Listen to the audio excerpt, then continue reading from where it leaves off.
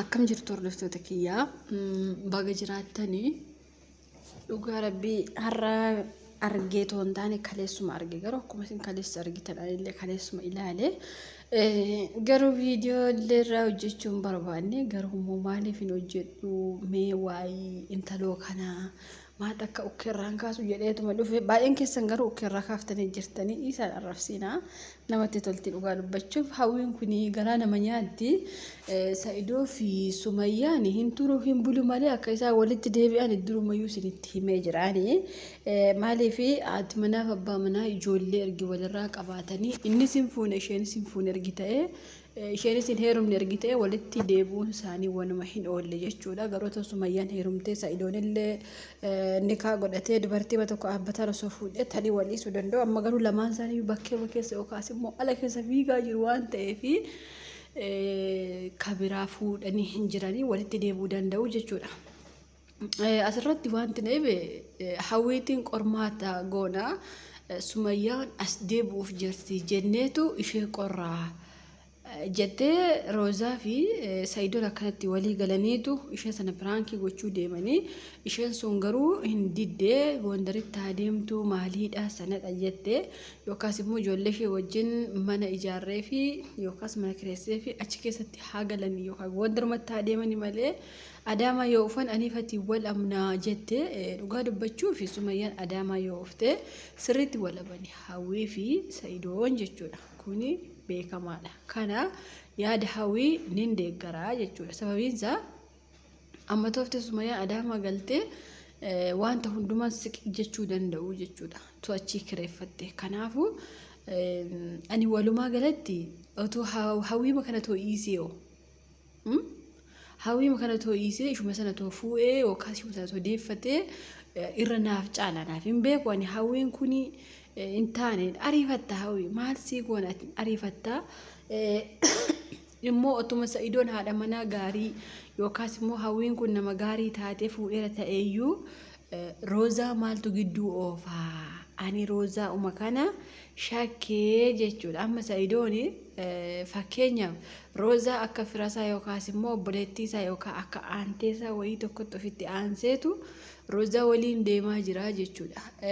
Roozaa mannaa ani hawwiimti kun Saidoof naaf wayiiti xiqqoo sababiin isaa Saidoo jaalatti hawwiin kun haa ariifattuyyuu haadha manaa isaa ta'uu haa baattuyyuu malee gara Sumayyaa miti Sumayyaa balaaleffatti isheen kun garuu haxxeen qara lamaanuu jaalatti jechuudha. Kanaaf otoo amma hawwii kun nama gaarii taateeti ta'eyyuu Sumayyaan isheen kun acha kun qabdu. Roozaan kun manuma hawwiiyyuu seenuu hin qabdu jechuudha. Maal fuutime maal nagaddi maal barbaacha immoo siifi piraankiimti kun iyyuu hafee siifi Sumayyaa rabbi walitti haa deebisu jennaan illee Saidoon baay'ee takka gammadee inshallah walumatti deebi'anii boodarratti ammaaf malee boodarratti hinuma agartanii waggaa haala koofsisaniyyuu ji'a haala koofsisaniyyuu malee umarratti walumatti deebi'u jechuudha.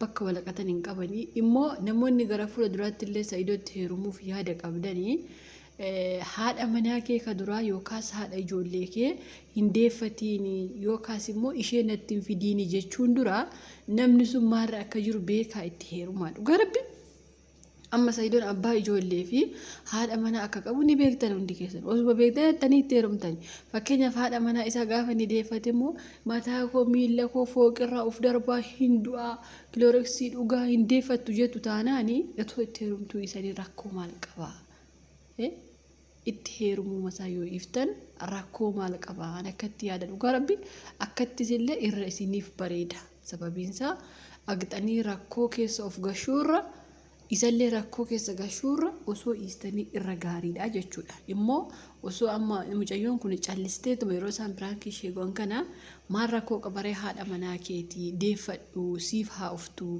yoo feetan mana kanaayyuu siniif deemaa yoo ta'uu baate immoo asuma Adaamaa keessaa kireeffadhu ijoollee keetti walitti deebi'u osoo itti rakkoo maal qaba. Gaafa dura heerumte akkanumatti Saidoo koo jechuu baaf ofumaa itti heerumte hin danda'amu akkanatti ofii waliin jiraachuun hin danda'amu osoo haati manaa duraanii jirtu abbaa manaa sana faana jiraachuu hin danda'amu jarri wal jaalatu taanaan እንደውም ከlammaffaa sana hiikaayu Sa'idoon ammoo intala kana mana baasee ari'ee Sumayyaa manatti gashatatu argee jechuudha. Arguu dhabe malee.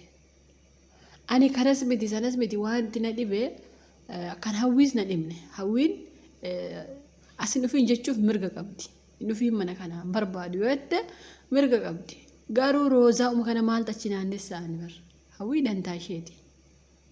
Hawwii har'aa viidicha kaleessa na dhibne ishee dantaa isheeti isheen. Ishuma kana maal tachi naannessa maal Sa'idoorra marsiti. Rakkoon ishee maali? Isiniif sinii taate kaama Roozaan kun isayyuu baay'een keessa maal jettu beektu shaawwadamtanii jirtani bar Roozaa walitti araarsi. Sa'idoo fi Sumayyaa walitti fidi. Eenyuun ni araaramu moo eenyutu walitti si araarsa? Dhugaa Rabbi fayyaa hin qabdani garuu ani too Roozaan gidduu isaaniitii baatee baay'ee takka gammada. Dhugaa Rabbi jaarsummaan ishee safee shaanxaa geessuun ishee safee wayyaa geessuun ishee maal hafee osoo gidduutii baatee natti tola. Dhugaa Rabbi maaliif akkasumatti beekamti Roozaan?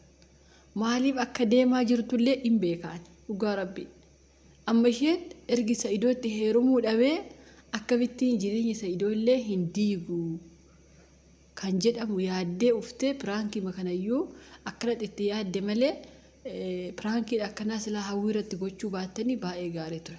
Garuu hawwiin haadha manaa gaarii miti Sa'idoo fi osuma dubartii gaarii tokko yookaas immoo jireenya isaaf taatu tuma inni fuudheera ta'ellee diigdanii jechuudha har'a.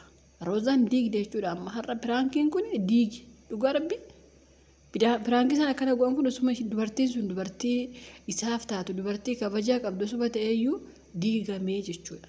Siigalee. Kanaafuu ani osuma Roozaan gidduu isaaniitii baate jaaladha.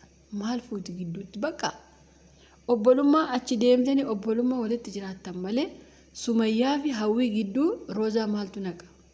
Innaqu.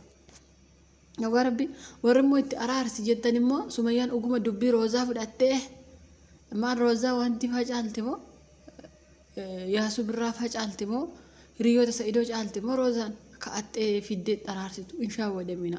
Roozaa waa araarsitu akkallee hin qabdu Sumayyaan ammaafillee waa itti araarsitu akkallee hin qabdu garuu Roozaan Sa'idoo waa gochuuf gidduu deemaa jirti. Dhugaa Rabbi kanumaaf gidduu foqoqti malee Roozaa waan gaariif isinitti fakkaatin. Immoo hawwii kana immoo manichaa baasee karaatti darbuu qaba Sa'idoo. Dhugaa Rabbi hin taatu. Ayyuu sana wayyaa bir. Ayyuun sun dhagaa tokkoyyuu homaan jettu. Garuu ayyuu bakka ishuma bakka. Haasoon ishee bakka istaayilii ishee nama loluu ishee dhugaa Rabbi mee obboleettii ishee kan irra xiqqoo meen ta'i. Mee obboleettii ayyuu meen ta'i intalli kun. Kanaafuu haadha manaa Sa'idoo miti manuma Sa'idoo galuuf iyyuu hin taatu. Dhugaa Rabbi. Garuu immoo isheen badduudha jennee Sumayyaan maafuu diddee amma sin akkatti yaaddanii bara. Sumayyaa ka jibbite akkamittiin immoo wanti jetti akkamittiin immoo Sa'idoof haadha manaa taati. Hin dandeessisa mirga qabdi. Achitti ishee deeggaraan dhugaa Rabbi. Kas jechuu isheetti natti dhufii bakka jechuu isheetti mirga qabdi. Bakka Sa'idoo jaalatti waan ta'eef. Isin akka Roozaa kana barbaaddanii asiin morma Sa'idoo jala seenaa achiin immoo afaan wanti keessa hungachaa Sumayyaa keessa hungachaa akkatti ishee Sa'idoo shat gootee lakki Sa'idoo asitti hin heerumu.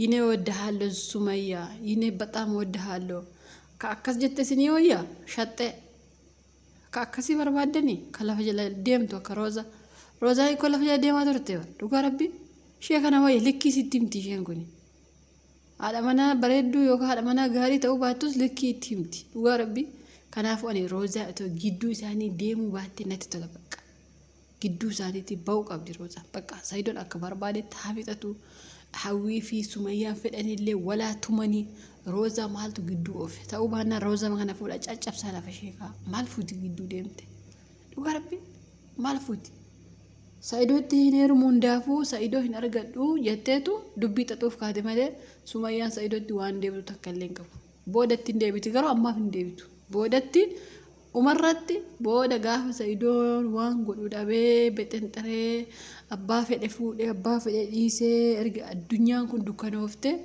hima walitti deebi'ani eessa dhaqure iddoo qaliin qaban garuu ammaaf Roozaan kun itoo gidduutii baatee hawwii kana walitti jireenya isaa ooffate gaarii ture amma eeganni kanaa booda sargii hin godhu na fakkaata yoo isheen kana darbuu baatte sargii hin godhuufi jedhee ture. Sargii sun safaa gaariidha. Dhugaa rabbi kisaaraadhaan intala kanatti sargii gochuun.